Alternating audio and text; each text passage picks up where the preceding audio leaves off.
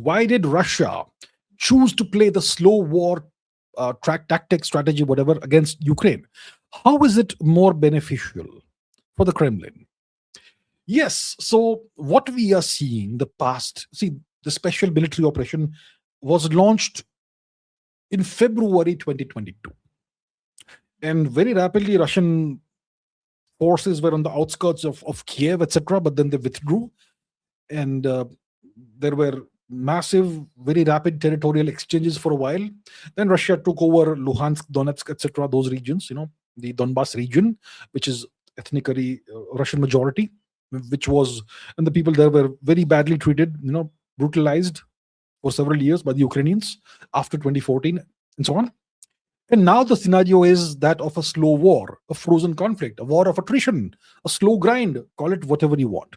That's the situation. So Russia has decided consciously, clearly, to change its strategy to a slow war, an attritional war. Okay? And what is the reason for this? That's a very good question.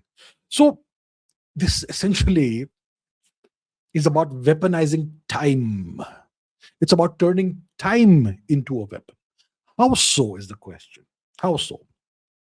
See, Russia is a massive military industrial base, massive industrial base, massive military base, essentially unlimited territory, which means essentially unlimited resources, coal, oil, gas, petroleum, minerals, iron ore, whatever you want to sustain a war, raw materials, they have it. And they have the industries to turn those raw materials into finished products, weapons, munitions, and so on.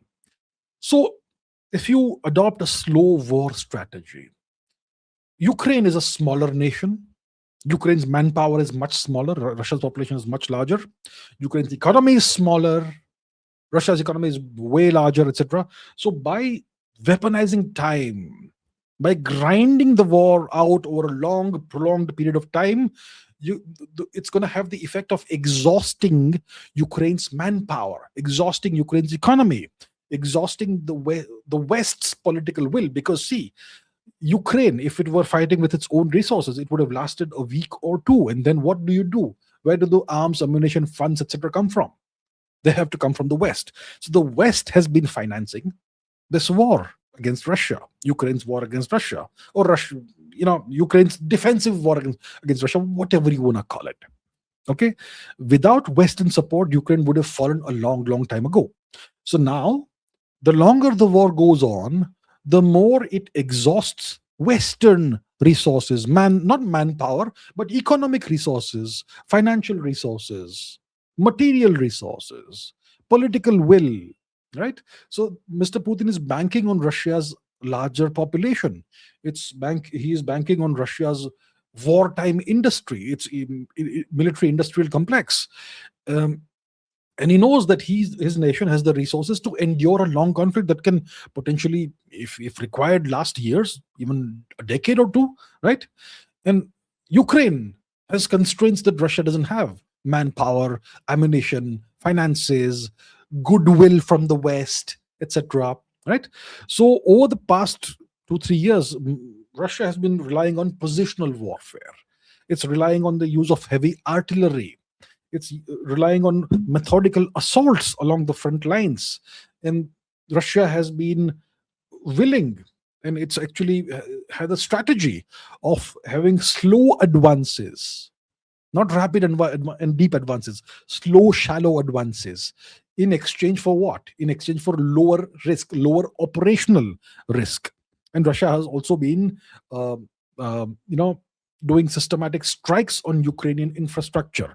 What kind of infrastructure? Energy infrastructure, logistical infrastructure, industry, etc. And the objective is to erode Ukraine's ability to sustain the war. And what happens when when Ukraine's ability is eroded? Ukraine has to be resupplied from the West over and over again, right?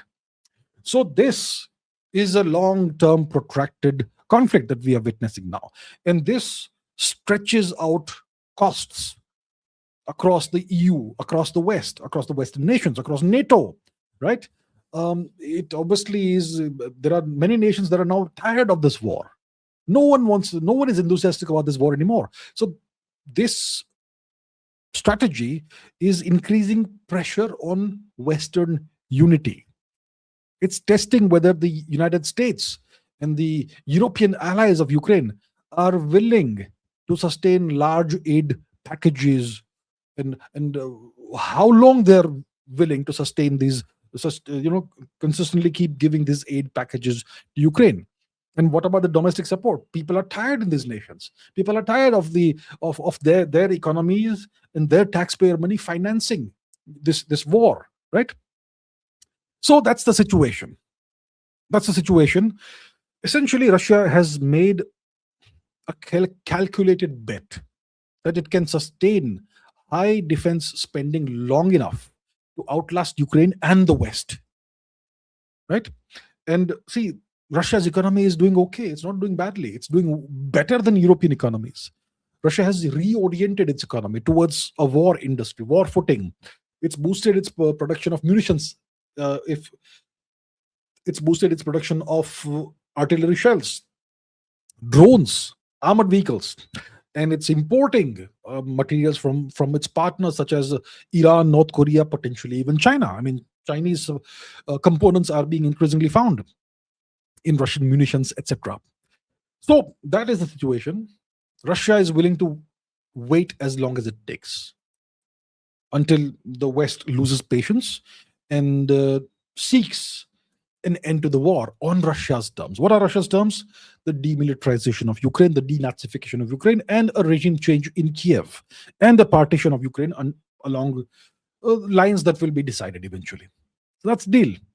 That is the deal. That's why Russia has chosen to play the frozen conflict or slow war strategy against Ukraine. Very beneficial. Makes sense.